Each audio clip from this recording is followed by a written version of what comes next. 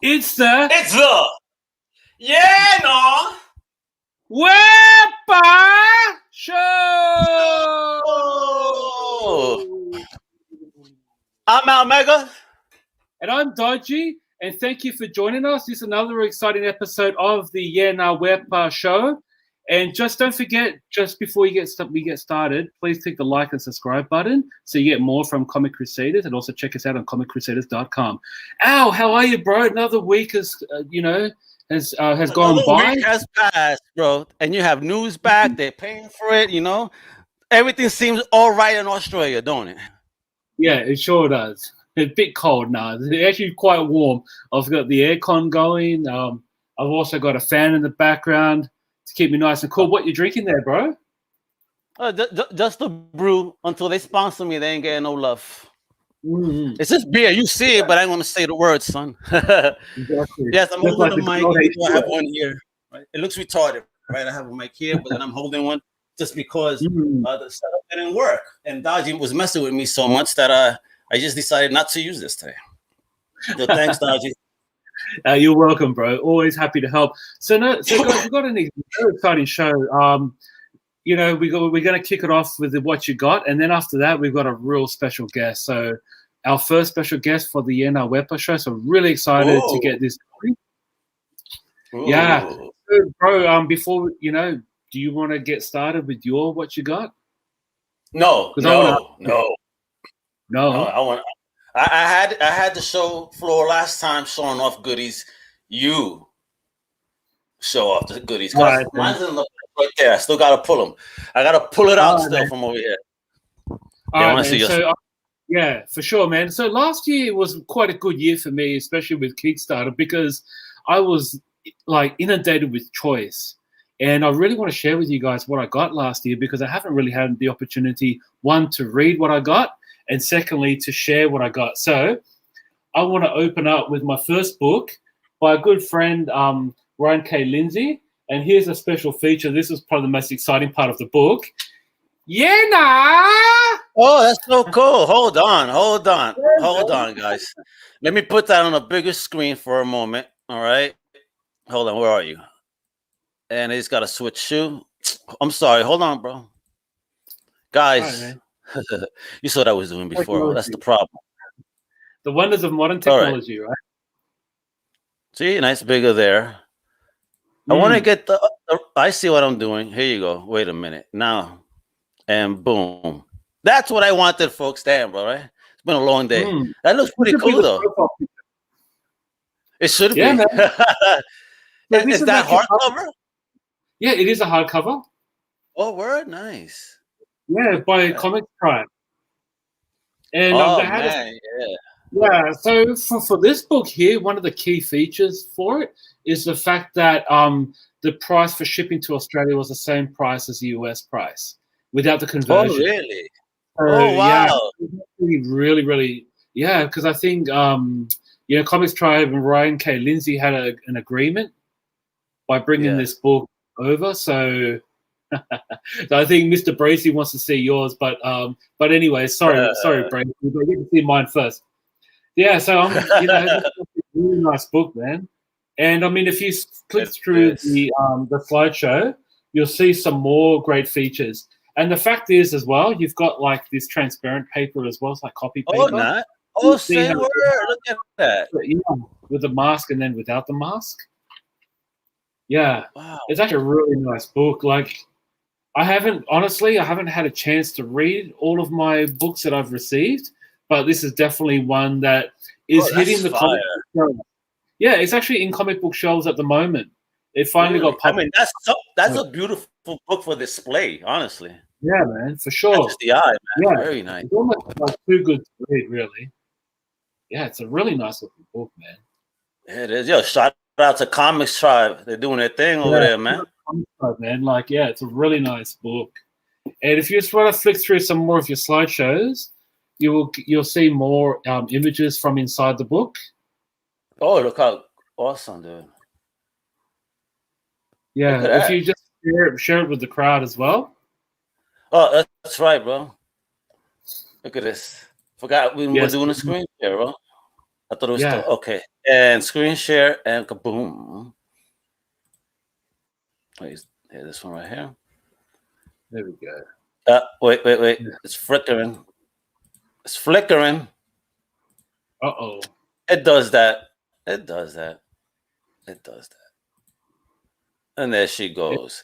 All right. So so that's just some of the inside pages. And if you just go a couple more pages in, that's the title page I showed you before. Look at that art, man. It's got that almost like like Panda's art is off the charts, man. Like, what's that?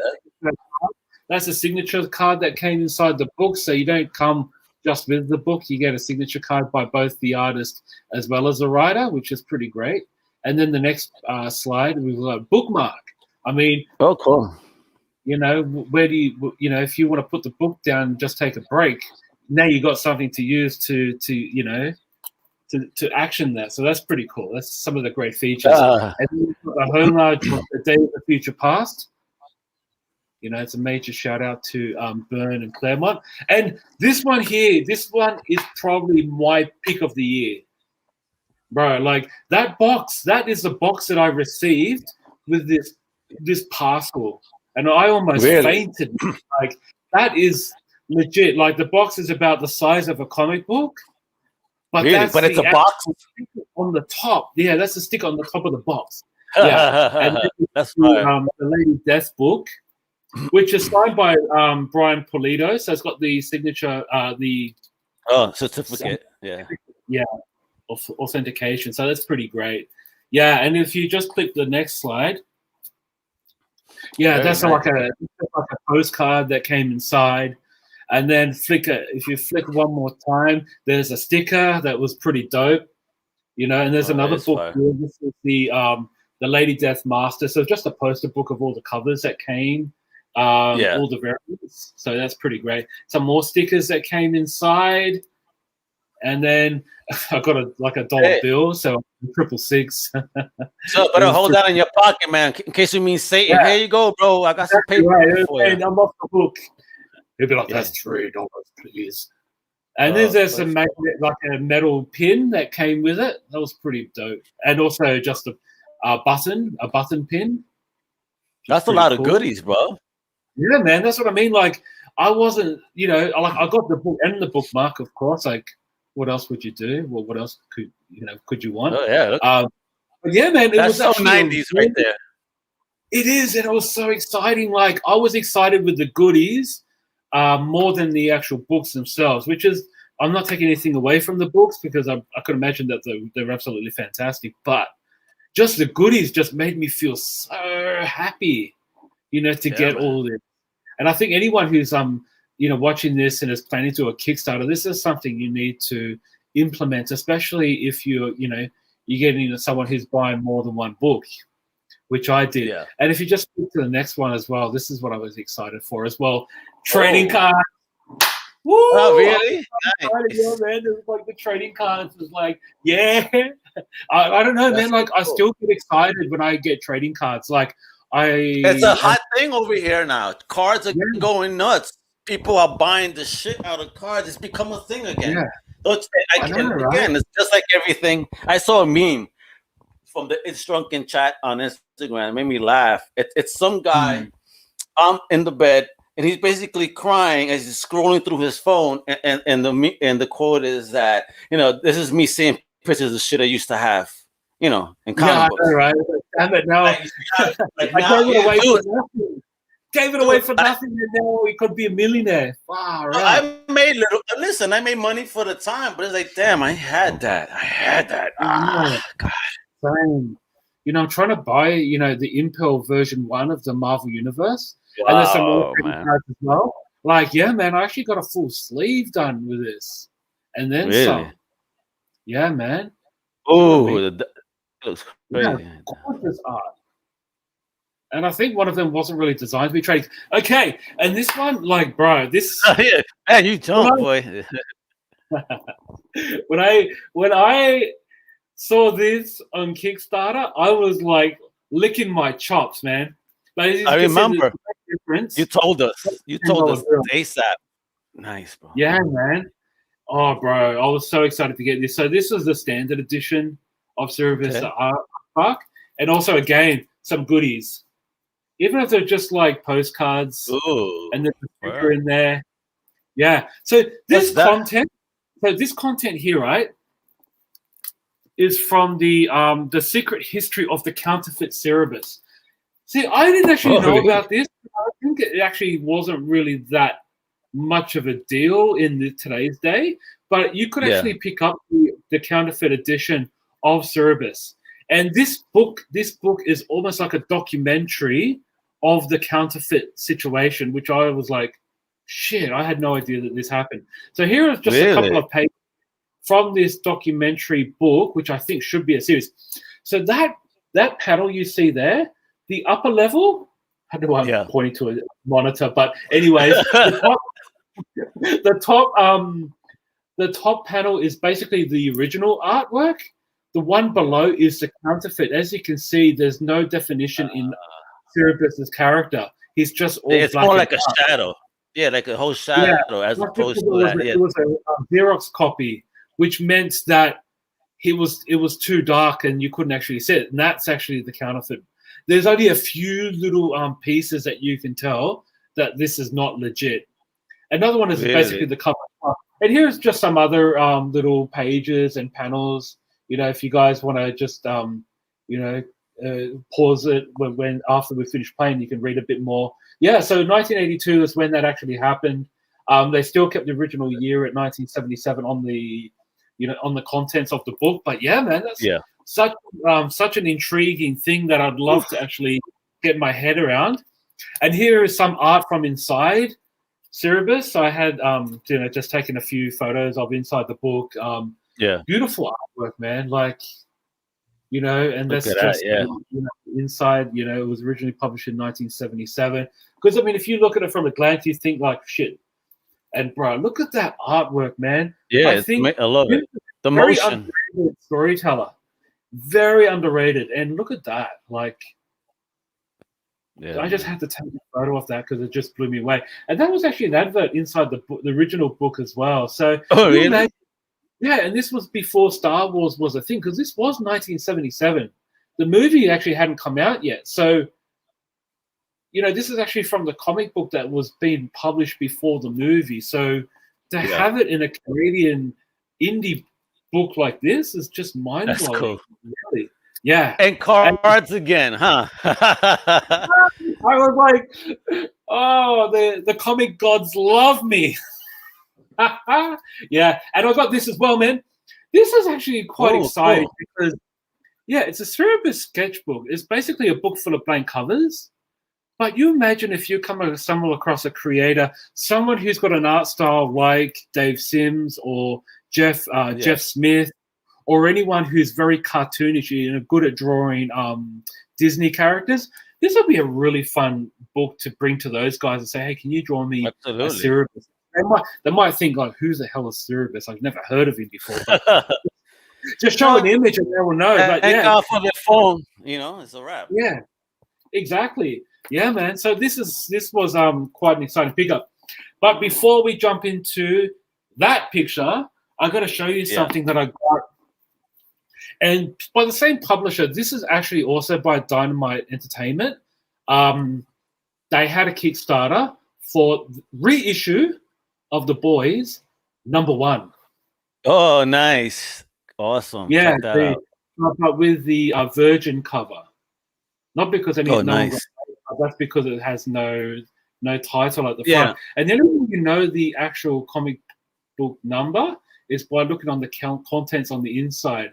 And I was a bit too nervous to actually, get this one out to take photos inside. But actually, I was actually really happy to get this. And also, there's another book, which is The Boys #3. Oh, cool. Check that out. Yeah. Great I can't remember when the Boys switched to Dynamite from Wildstorm. Was that from issue 3? Or was it early on? Anyone out there who knows the answer to that? No, I think it was issue 3. I could be wrong, but yeah, this is number 3. And this one here is number 7. Oh man, look at that! Hell yeah, son! Wow. Yeah, I think that is meant to be, could be A-Train. I'm not sure. Because I know A-Train in the book was white. If anyone's watched The Boys, the TV series. Listen, Anyway. this is look at Bracy's comment from before when I had the problems, you know. Yeah, shout out to Bracy, random dude, Wepa right here. You know what I mean? Thank you. Thank you for tuning in. All right. All right. We got? What else you teasing us with? So this one I actually got this earlier this week. Oh, okay. I actually ordered this online last year, and it came through quicker than expected. I was expecting something else to come in the mail when I was told about it, but I actually did get that as well. But that's going to be definitely on next week's show. But this one here I was quite excited for. This is a Red Sonja homage by Greg Hildebrand. And look at that artwork. You know, he did it's gorgeous. He did the first Marvel Masterpiece trading cards. Yeah. Yep. Yeah, he did I think it was the first. It could have been Joe Jusko, but I know he did one of the Marvel Masterpiece cards. Look at that art, man! And as you can see, the photo there is of the trading card that came with it. So I got more trading cards. So I was really They're hooking you like a fish, bro. I know, man. It's like, you're gonna throw trading cards at me? I'd buy everything. Ooh, and if you just it's signed off. I was like, yeah. I was so happy. That is actually the back of the Joe Hildebrand trading card. The photo didn't turn out well of the outside, but it's just a photo image of Greg Hildebrand. So, yeah, I thought so. Thank you for that, Mr. Bracy. Yeah. So definitely. So you've got one card that's not signed. You've got the other one that is signed. Cool. Yeah, and that's the the sketch. That's the sketch of the same image. Like, look how different it looks, man. Like, really, man. You can see the detail. Like, once it's painted, and see, that's why I love black and white. I love that black and white. Yeah, and it's a Star Wars homage as well. Fire. Absolutely. And that's just the wanted to to fly back to the original, Roy Thomas inspired image from the first book, the original Red Sonja in the early 80s, late 70s. So yeah, so that's my what you got, and yeah, far out. But I still think of all the picks I picked up, I think the Lady Death one was my top pick. No, they were all good though. I mean, I love them all. The hardcover though, that Comics Tribe one, I'm thinking of, that's a display joint right there. That's awesome. All right, so give me a second. Let me dig into the mega box over here. All right, man. I'm so excited to see this, folks. You never know what's inside the treasure trove, especially of the Valiant universe. So, guys, anyone who's watching at the moment, who's your favorite Valiant character?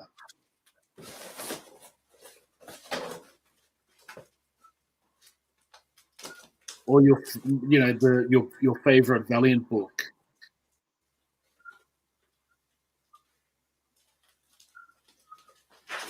Because mine is definitely Bloodshot, followed by Exo War.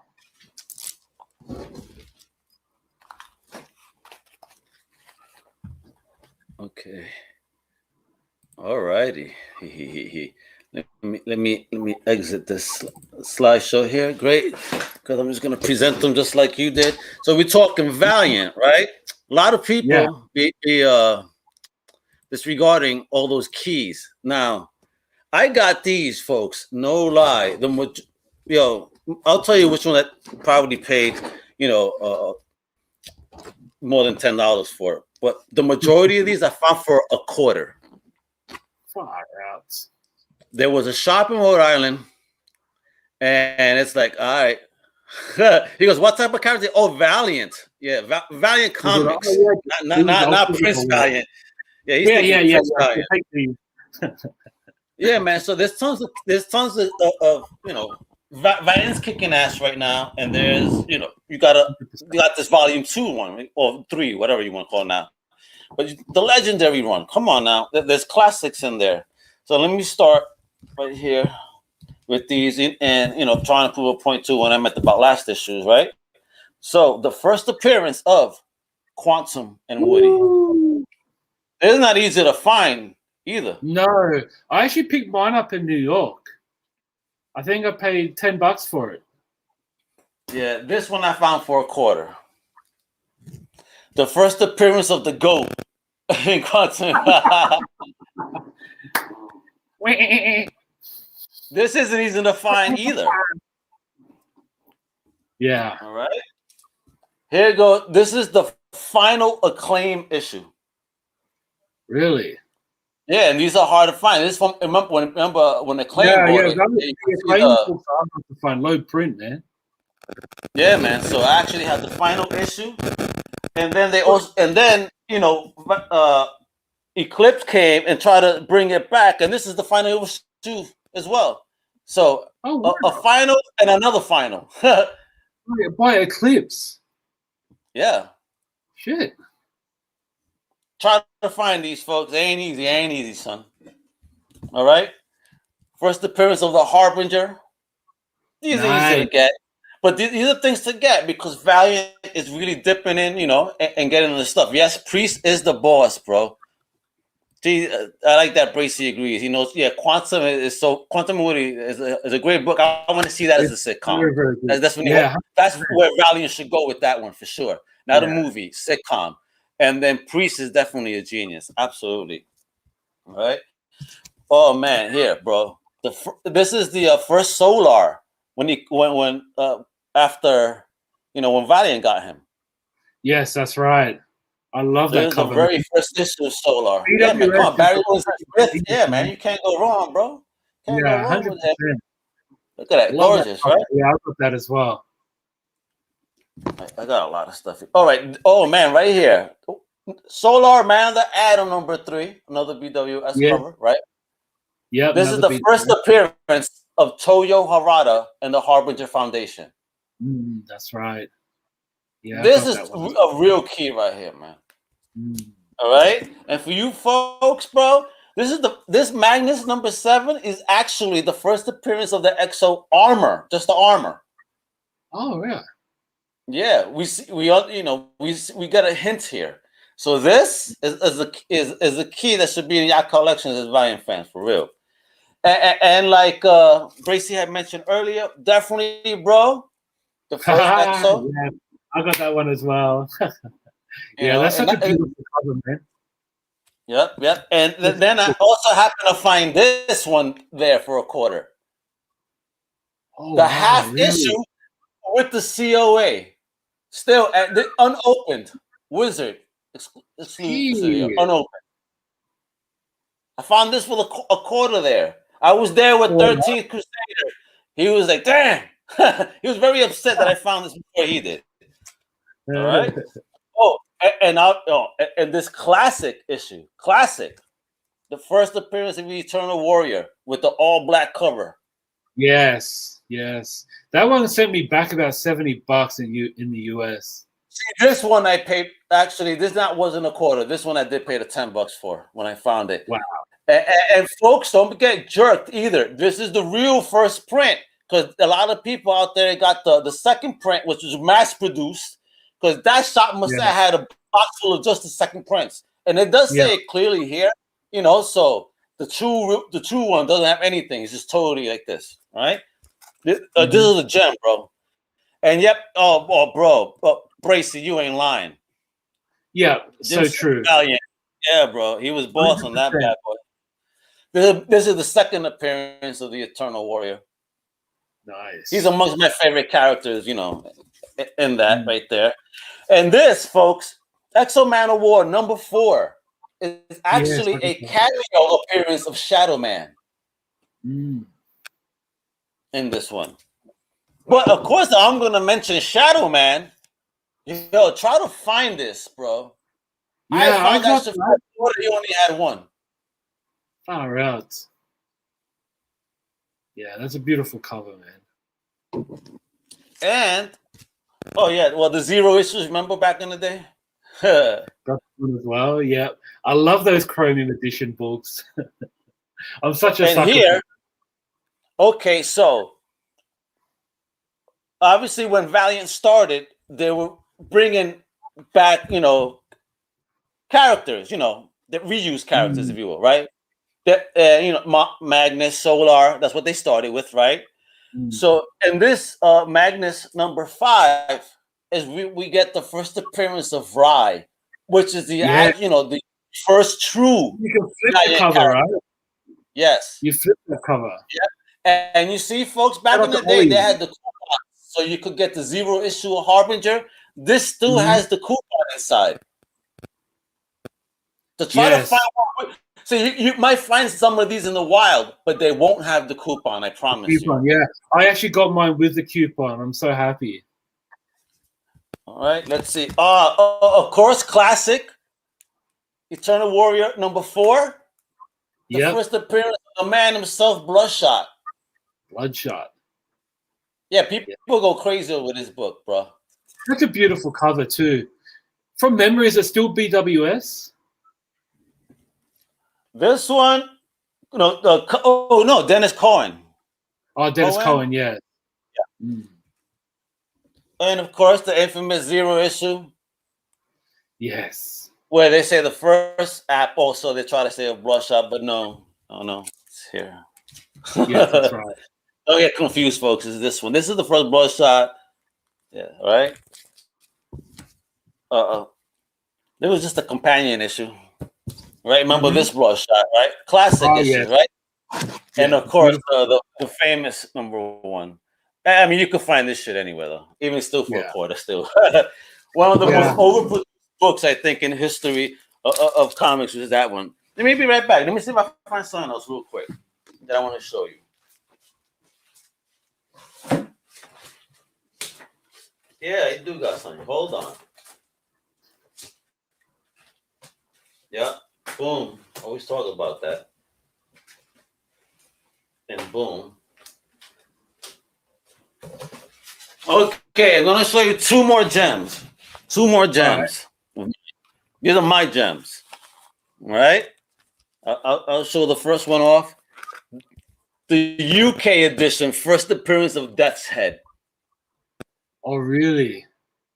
Bro, yeah, UK. This is where his first appearance is. And if you, as you see, it's an oversized, like magazine style book. Yeah, definitely. And I've seen that. It's really I haven't seen it in person though. Yeah, it's oversized. It's a British magazine version. Yeah, good luck finding one of these in great shape. I know, right? Far out. Yeah, I know. I'm trying. There you go. Look. There you go. Look at that. Yeah. And this is my baby. This is the one I love the most. This is the first appearance of White Tiger. Ooh, Heavy ass Kung Fu, the first Puerto Rican hero in Marvel. Oh, that's nice, man. Just love those covers too. They just make them. They just look so special. Yeah, but the Death's Head, like Bracy says, this is an epic find, bro. And I actually had every single first appearance of a Death's Head because I did find. Remember when Marvel was doing the UK comics here? I actually have his first appearance of that here as well. Oh, really? I like that character, man. Hey, what's up, Roboto? What's going on? Yeah, Roboto. Yeah, man. So see, key Valiants, guys. Look for those key Valiants. Trust me, yo. Those are jumping anyway. You see Harbinger starting to go nuts right now too. And in there, I just showed you what the first true Toyo Harada is. So, don't mess around. If you wanna know what it was, then you gotta go on Rewind, brother. Yep, and that's right, Tracy. Within that run, you also get Sons of the Tiger and Daughters of the Dragon. Bro, I mean, that run, one time they were selling like the whole run for like 175, and and 13 only wanted that one. You know, the first PR Hero 2 because he's Puerto Rican himself. You know, and the guy just refused to break the run, bro. Refused. Oh, really? Shit. I get it. It's business, man. All right. So are you ready to bring on our guest, bro? Yeah. So I'm really excited, man. This is our very first guest on our Wepa show. It's he's currently got a Kickstarter going on at the moment called Dreadlock the Barbarian. Sorry, Dreadlock the Barbarian. So, guys, I want to welcome aboard Don Walker. Yo, Don. What's going on, brother? Hey. How you doing? Yeah. Good. How are you guys doing? Very good. Good. Yo, welcome, Wepa. So, out there, brother? Doing good. Just keeping busy, keeping safe and healthy out here. Best I can. And where's out here? Let our friends. I'm in California, in the United States. Oh, nice. All right. I'm in Florida, bro. Okay, cool. Shout out from Mr. right there. Who do you follow? Are you a Lakers supporter, Clippers supporter? Lakers, all the way. All the way. All right. Born and raised Laker fan. My parents are both from Los Angeles, so it's Lakers or nobody. Nice. Die hard. All right, brother. Let me ask you one of these questions right here. How do you get into comics, man, and create it, and then get into doing this project? How long you been in the business, or is this one of your first projects? What's going on? So I've been a comic fan since I was 5. You know, I saw Star Wars in the theater or a drive-in theater with my dad. I started reading Star Wars, Marvel comics. Then later on, like Micronauts, and then the X-Men, SpiderMan. So I've been a comic nerd forever. I've been dabbling, making comics here and there since I was like 16. So wow. Dreadlock is one of many projects I've been a part of. But it's probably my third self-published product. Nice. So have you done any other projects on the side? So Agent Wild, Shane, you were a backer of that, I believe. Yes, I was. Thank you. So I did Agent Wild 0. Well, I shipped them out. They came back because of the address. So I showed you. They came back. So I'll be showing those back next week, though. But Agent Wild 0, Agent Wild 1, Reaper Core 0, which Dreadlock the Barbarian is a spinoff of Reaper Core to a certain degree. So there's that one. I've done little things here and there for mostly small publishers, indies for the most part. Mm-hmm. Nice. Okay, and how was that journey to step into that? Was it a nice smooth journey? Was it a little difficult? I mean, how is the journey? You know, to get work like that. I mean, everyone's different. I believe, again, when I was 16, I had a short story published. Oh, nice. This little, and that got me hooked on making comics. And I've done a lot of little things like that throughout the years. As a young man, I wanted to be like, I want to draw, X-Men or whatever, or Spider-Man. And I grinded for like a good 13 years. I was like, at one point, I went to like 13 Comic-Con straight. Like San Diego Comic-Con, like 13 straight, trying to get work. And in my young 20s, I wasn't ready at all. But my later 20s, I was ready. I believe I was ready anyway. But by the time I got a tryout script from Marvel, I was just like super burned out. And I drew like tryout script. Wait a minute. Let me stop you there. But what do you mean a trial script? How's that process? What do you mean to send you a trial script? So back in the 90s anyway, you would go to a Comic-Con, you would bring in photocopies of your work, like 4 to 6 pages, and you would make multiple copies and make packages you could hand out to editors, right? So I did that. And one of the editors at Marvel, whose name I can't remember at the time, I don't remember who it was, but they gave me a tryout script, and it was a 6-page script for the Daredevil Deadpool one shot that had already come out. It already come out. I had the book at home. God, Ed McGuinness was the artist of that one shot. Yes, it was. And so I'm like, how in the hell they want me to draw all this after Ed McGuinness drew it? And I love Ed McGuinness's work. So I'm like, I am not Ed McGuinness. It took a little while to wrap my head around trying to draw it my way. But at the time, I was trying to get work in comics. I worked at a comic shop also. I was assistant manager of a comic shop. And so I was eating, drinking comics all day, every day.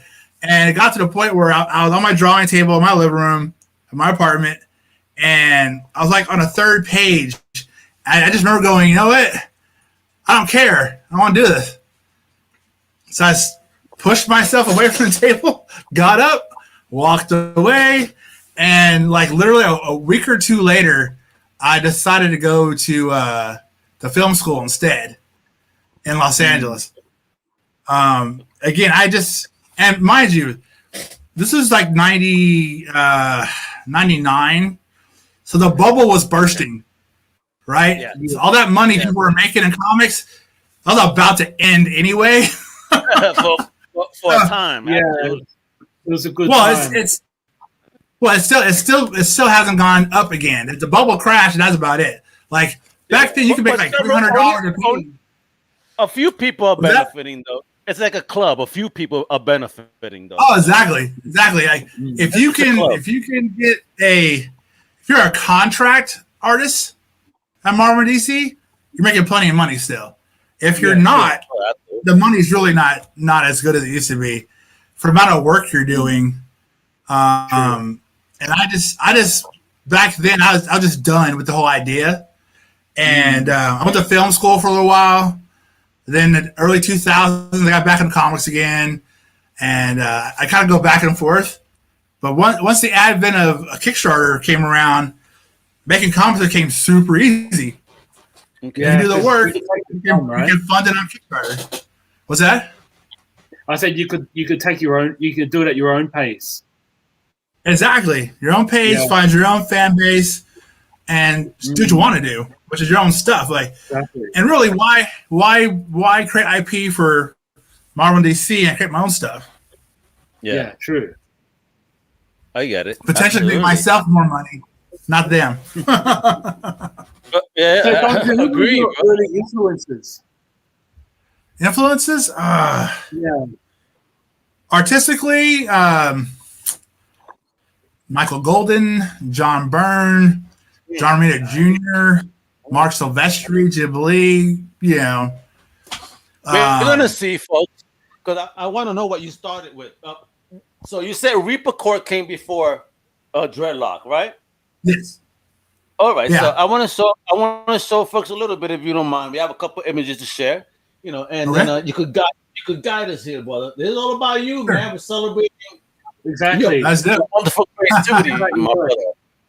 Thank you. No, man.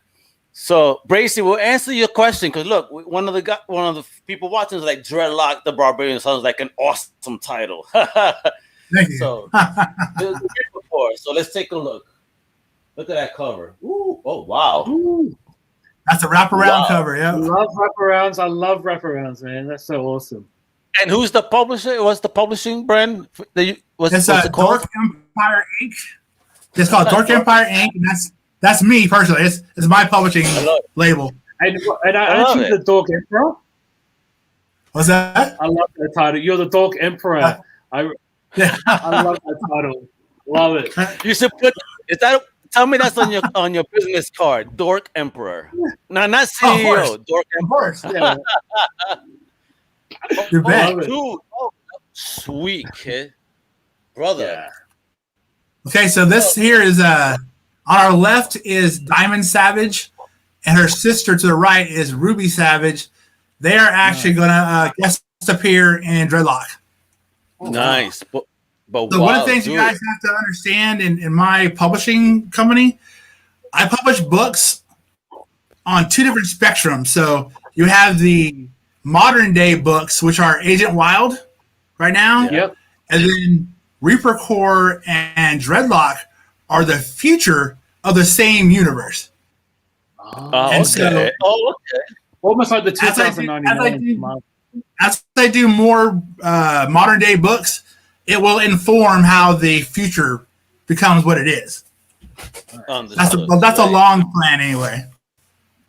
Oh wow, bro! So is this you dolo or you have a team? And you know, shout out your team right now too, because I have a team. So I write and pencil everything for the most part. Reaper Core was inked by Jeff Graham, colored by Nicholas Chapus, and lettered by Ed Dukeshire. Nice. How did you find this team? Co-creators. Yeah. That's what exactly. Yeah. Great minds, brother. mostly Deviant art, actually. Fantastic. Deviant art website, and also there's a website called Digital Webbing, which Ed Dukeshire owns that website. That's another, or it used to be in like the early 2000s, a really heavy spot to find a lot of creative talent. But DeviantArt also is a huge place. I find guys on Facebook nowadays, like the community is pretty small. So you know one person, you can find 10 other people. Exactly. Whoever you want, letterers, colorists, inkers, you can find all of them. Yeah, but I stick to a small group of guys I like to work with. Excellent, as you should. Yeah, listen, that's the whole thing. It's just an ebb and flow type of joint, man. And y'all got to connect on a level, and obviously shows in your work. But I'm curious because these folks right here look badass. Who are they? So on top is Adam. Adam is the leader of the Reaper Corps, which is Reaper Corps are an army of sentient cyborgs created by an artificial intelligence during a war where mankind was trying to fight off an alien race, and the cyborgs helped stalemate that conflict. So in the Reaper Corps book takes place like 80 years after the war is over, and cyborgs are trying to help mankind rebuild their society because the alien race wiped out most of humanity. Like it was 10 billion humans. Now it's like 300 million humans. Wow. Okay. Crazy. And then the book, society consists of humans, cloned humans, and cyborgs. And the cloned humans are basically like the apartheid era blacks. They're just shit on constantly. They're like they're considered like a subspecies, not considered really humans. So you have this conflict going on between humans, clones, and cyborgs, and they're different factions. So yeah, it's what is life? A little bit of social context. Yeah. Social context for me. The whole question I see there is, what is life? My God, like what's the definition of life? That's what you're trying to argue there. I love it. In the books, how can you tell? How can you tell who the clones are? Is there some like differential between an active human and a clone? How can you tell the difference? So the same AI that created the Reaper Corps created the cloned human, right? And so the AI made the cloned humans look like Nosferatu, like vampires. Oh wow! Okay, so they really look different. They've got pointy ears and jagged teeth, and they're designed to look scary. Yeah. But the alien race just would kick their ass completely, which is why the AI created the Reaper Corps, the sentient cyborgs, afterwards, and they were more effective than the clones were. Yes, that's right. Gotcha. All right. So, all right, we're gonna get into later in a moment where we could get all this good stuff. But I want to get into Dreadlock because you're saying that's a whole part of the universe, right? So let me share what we have from Dreadlock over here, and then we're gonna start getting into that, kiddo. Because I love how you think, man. I need these books in my life. All right, there goes Dreadlock, the Barbarian. I love it. The name, bro. Look, it just sounds gangster, son. Look, ooh, shit! Look at that, folks. Man, that's beautiful, bro. Thank you, bro. Look at Speechless. this, bro. Is this the same folks that you work with from the other, or do you have a different? No, it's a whole different group for most part. So again, I'm writing and drawing. Inks are Jeff Graham is on inks on this book as well. There's also Silas Dixon, who's somebody I worked with. He does the first 10 pages, and then Jeff does 11 through 20, excuse me, of the book. Colors are by Brian Valenza, who's like blowing up right now. When I got him to do work for me, he's I guess fairly new, but like while he's working for me, he got hired by Image, by Marvel. The dude's like skyrocketing. So I'm just glad he worked for me at all. I'm just glad he's on my team at all. And then slide them some of your work so they could see how awesome you are. Because listen, I understand, the big two hopefully, help with the money, man. But you deserve to definitely have a lot more attention because your artwork is sick, bro. And look, somebody says here, can we have Afro Samurai versus Dreadlock the Barbarian? I'm there for that. So yeah, somebody give me a buzz, right? Right, yo, call him right now, folks. All right, hit us up and we'll give you his info for real. Let's get it done, kiddo. Oh, dude, this is gorgeous, bro. Yeah, man. And letters on this book will also be by Ed Dickshire. Oh, nice. Yo, what's going on here in this world? And is this him right here? That's Dreadlock right there, yeah. Nice, bro. Oh, dude, gangster! Look at this. There he is. Boom. There's the reveal. Yes. Ready to kick some ass. Nice moment man. So in the Dreadlock, again, Dreadlock's part of the same Reaper Corps future. Yeah. Mm-hmm. Now, in Reaper Corps, most humans live inside 3 megacities, right, for protection. Okay. Where the Reaper Corps can kind of keep eye on them. But there were some humans who did not eye on them.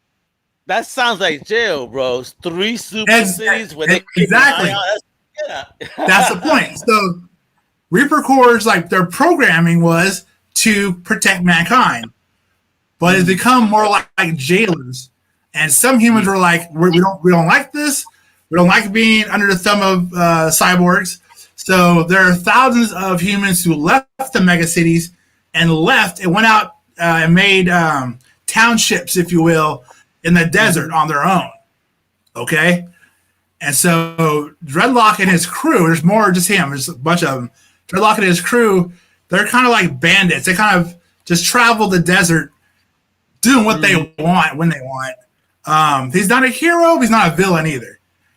So, so the 2 women you saw earlier, the Diamond Savage and her sister Ruby, Diamond and Ruby are like the sheriff and deputy of a town called Victory Township. And so they're kind of like, they know of Dreadlock, and Dreadlock's kind of infamous around their area. Okay. But Dreadlock's constantly getting away from them. So they play a small part in the one shot, but so I'll debut them. And then Diamond gets her own book next year, a one shot next year. Okay. Oh, so you already have an outline plan for the universe. Yeah, so the Diamond books are written already. I actually wrote that one first.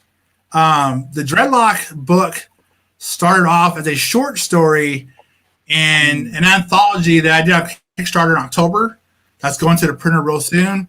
That was called Danger Arcade. It's an anthology. And so I had so much fun drawing and writing Dreadlock, I just added 10 more pages to the story and created the one shot. Nice. It was just too much fun. You know what I mean? Like I kind of hit on a little bit of magic, in my opinion, with this character. So I wanted to do more right away before I lost interest. Did you have the script up for Dreadlock before you started drawing, or did it just go with the flow? It literally went with the flow. With Dreadlock, I wrote Dreadlock by doing thumbnails. Like the first 5 pages you guys showed, that was in my head from the beginning. Oh, after word? that, yeah. So after that, I kind of went with the flow and like, what happened next? And I just draw another page and sketch another page, and so that his entire 10-page story was in my head before I did it. I had to work a little harder to do the 11 through 20 to expand it a little bit, but again, I have a pretty fervent imagination, so it wasn't too hard to come with 10 more pages. But this is a blast to do, so I'm like, I'll do a one shot. Why not? Yeah. And we're gonna get into because this is an ongoing project right now. Yes. Right. So it ends like March 24th, I think it ends. Yep, right there, folks, is the link. Okay. Right there. And let's take a look, if you will. Let's play the trailer. Let's have folks take a look.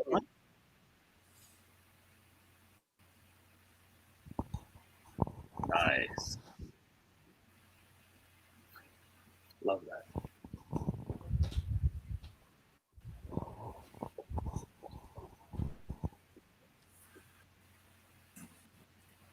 There should be audio on that too. Yeah. Oh, I think you're missing the audio, bro. Oh, I'm sorry. Hold on. Darn technology. Bracy, you cursed me, bro. Bracy was making fun of me before. Now he understands why the site goes down sometimes. He's just hey, me is the host. There we go. I guess. I love that song right there, bro. Love that audio. Dork Empire Inc. is back. The publisher that brought you Agent Wild. Woo! That looks sexy, kiddo. And Reaper Core. Ooh. Is proud to present our newest book and Reaper Core spinoff, Dreadlock, the Barbarian. Outside the gleaming megacity scene in the Reaper Core exists an unforgiving landscape featuring the lawful, the lawless, Ooh, that looks so and cool, adventure.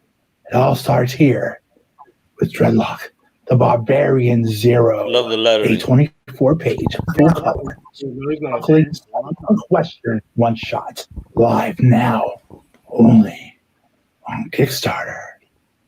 Woo! Check that out. Quick. Wepa. Yeah, first week backers got a exclusive Black Panther #1 copy. Nice. Yeah. It's like a comic shop exclusive.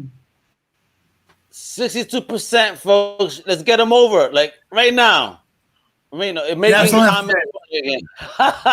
Yeah, listen. It's only a $4,000 campaign, so let's get it done, kiddo. Oh, dude, look at this art. Gorgeous. Yeah, scroll up. Yeah, the color cover. Scroll up. There you go. There's a color cover right there. Yeah.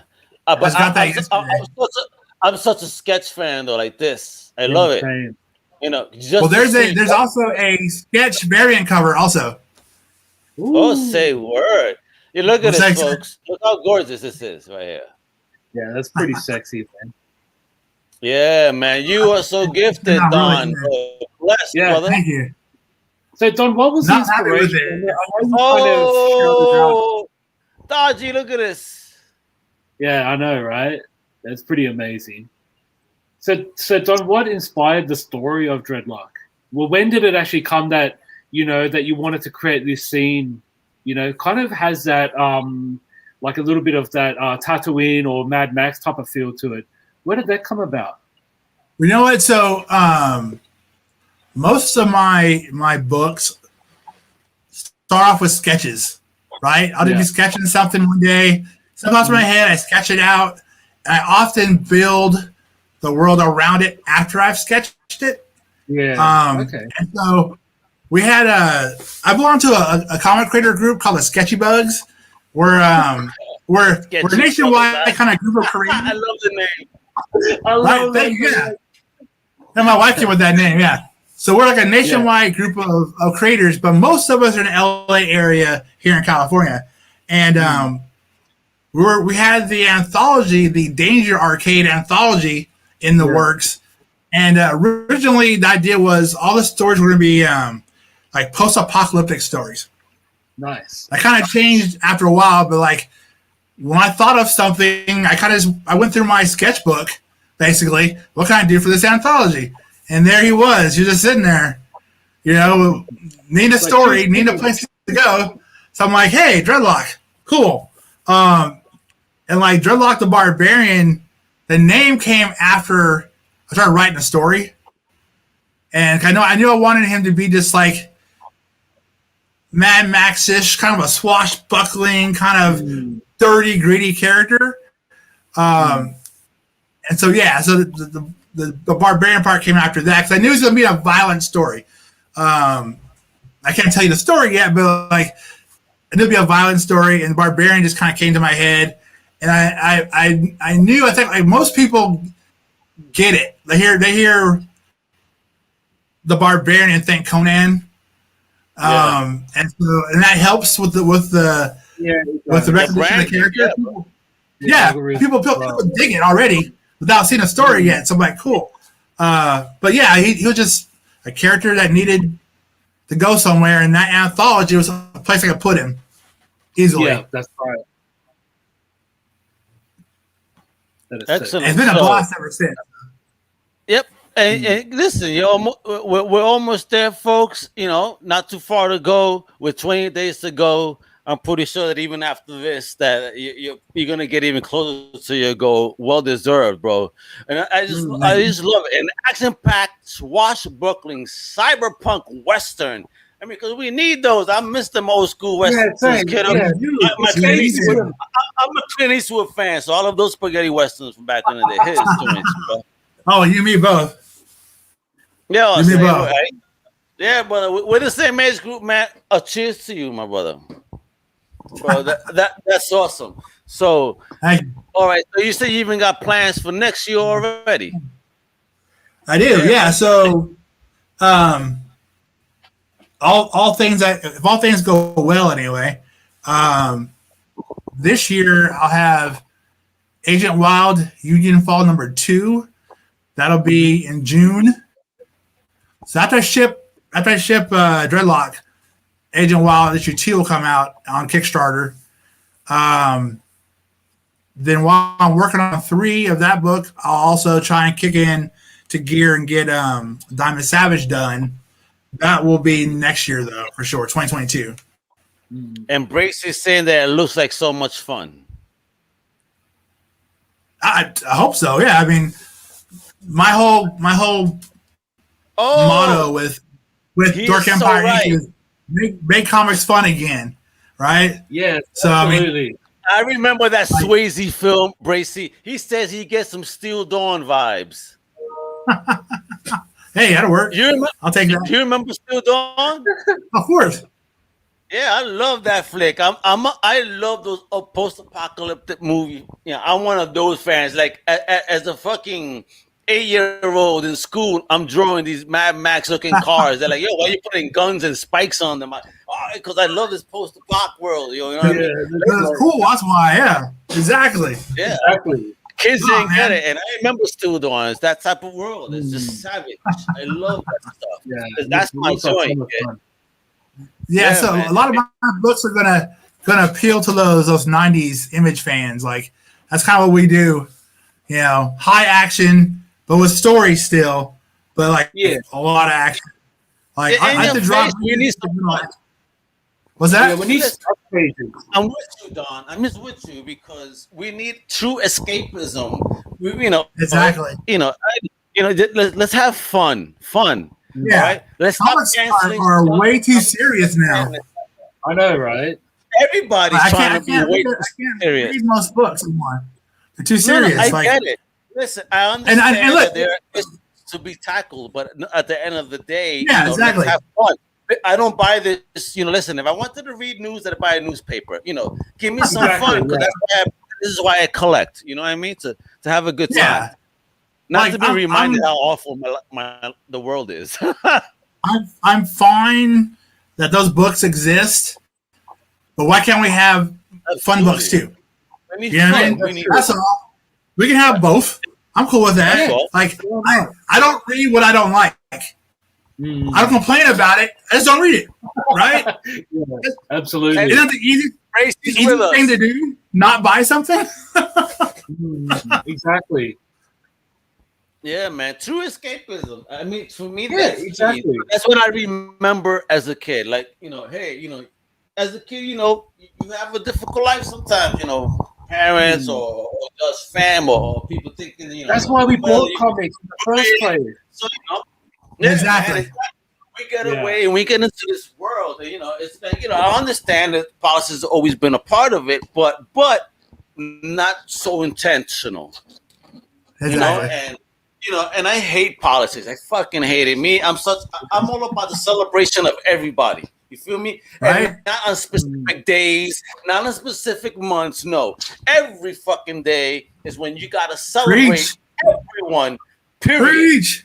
This bullshit of dates and everything. Just celebrate, man. We're only here for a little while, and if somebody's doing something great, just celebrate them and say thank you. Exactly. That's why every time I meet anyone that creates, my first words to them are thank you for taking me away. You know what I mean? It's key for me. So that's the healthiest attitude to have. Hey. Yeah, man, thank you guys for being interested in it, reading it. Like, man. People get mad at me though. You said that's a good way to think, but people get mad at me. Like, no, you can't be like that. No, I can't. I don't want to be that way. You know what I mean? I'll celebrate everybody. Don't tell me when I should celebrate someone. I'll celebrate you any damn day that I want. Well, I tell those folks, you do you, I'll do me, and we'll all be good. Yeah. Right? Exactly. We could be friends, so let's not talk about that. Right? Totally. That's why a lot of people too, because I have friends that supported the Orange Man. I don't appreciate the Orange Man, but they did for whatever reason. So all I said is like, listen, we grew up together, so you do you do me, but we're still friends because we have a love. It's like, that motherfucker will be out of the office soon anyway. Exactly. So why are we going to risk our friendship for some asshole we don't even truly know? Exactly. That's the way I look. It was a rough 4 years, though. I gotta admit. Hey, bro, what do you think these kids? It's pretty rough. This was 4 years ago, bro. I got pictures to prove it, folks. Yeah, man. So people, check this out. Because the other place you could check out everything that homie got going on is right there. DarkEmpire.BigCartel.com, right? That's the joint right there, son. People, please support our brother right here. That you already saw his work. Everything looks fun and amazing. And again, looking for true escapism, I think that Dark Empire is definitely one of those homes right now. I got you guys. Thank you guys. Yeah, appreciate it. No, that's awesome. And again, folks, the Barbarian joint is going on right now on Kickstarter. Absolutely. So, show them some love right here. Yeah, all right. Do yourself a favor and click on the link. Yeah, exactly. You're doing yourself a favor by the recommendation of Dodgy, the Crusader from Down Under. Absolutely. That was my pick. Check it out. You won't disappoint it. Check it out. Yeah, man. But I'm happy you're doing well with it, my brothers. I expect this to definitely get funded and out there. I see it already. Yeah, and I hope our family. Oh yeah, now Wepa family, our Comic Crusaders, and the Cover Case family all pitch in as well to show love to this amazing creator from the West Coast. Yeah. Right? Y'all say yeah. I'm from New York, and I be like yeah. I'm from Australia, so I was like yeah.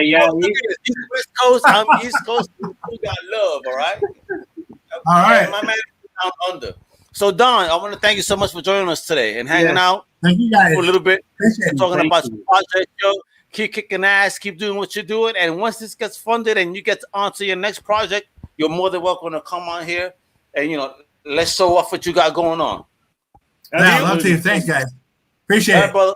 Much love. Hey. You know, you got to go with the right now, Dodgy. Because he walk, you know, goodbye from the. Go ahead, Dodgy. Wepa. Later, brother. Thanks, guys. Peace. Thank you. Oh, Dodgy, man, that was such an awesome person to have on today, bro. That was really so excited to have him on finally. Because I've been like talking with Don for like the last 12 months because I actually featured Agent Wild in an episode of Super Focus. Yeah, see, way back then with Coach. There you go, folks. I want to leave that up for a little bit. That way it gets ingrained in your mind. Yeah, because it's all right there, you know, while we close the show. Because it's been a good time. Dodgy has some, but you know what? I'm dying for next week. This bastard got something I wanted so bad. Yeah, great so next week I've got something I'm really excited to share, and I'm a little bit nervous at the same time. But I think Al can attest as to why I'm nervous. But yes, I saw it. I'm drooling. It is Kickstarter related. It's probably the biggest Kickstarter of 2020.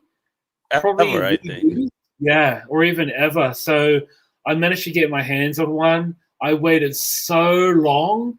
I actually got a phone call from the delivery company asking where to deliver, and they're going to deliver it way out in Whoop Whoop. So I was like, "Oh, can you like deliver it to my work?" And they go, "Okay." So I was carrying this big. Woo! Yeah, no, yeah. Bro, I would have done the same shit. I don't give a crap about the size of this box. Send it to my job. I would have taken that in the train, on the subway. Listen, back in the day when computers were huge and you had the big monitors, right? And this, you know, and everything was in a separate box, right? Somebody that was supposed to pick me up when I was buying my first computer didn't come by in a car. I had to take that shit on the subway. Like this? Yeah, with multiple boxes on the subway. I was so pissed off, bro. I wanted to kick this mother's ass. But I'm sure you know what happened after a weed nap. No, back then I was working out, brother. I was in great shape. I used to have a six-pack. My arms, I had a pepa, what I call it. You know, I had a bump on my arm. Of Coors Light? Six-pack of Coors Light? No. I actually had a real six-pack, man. When I had hit South Beach, Miami many years ago. When I was, you know, in my 20s still, yeah, bro, I was looking healthy. So. Nice. If I could find that picture, I will show it off. It's worth showing. Not that I look bad. No, next week we've also got another special guest. Ooh, oh, really? Yeah, he's a music icon, hip hop persona from Instagram and other social media networks. So I'll be quite excited to have him on the show. Oh shit! Yo, folks, did you just hear that? We're gonna have some music, and you're gonna have me fucking dance.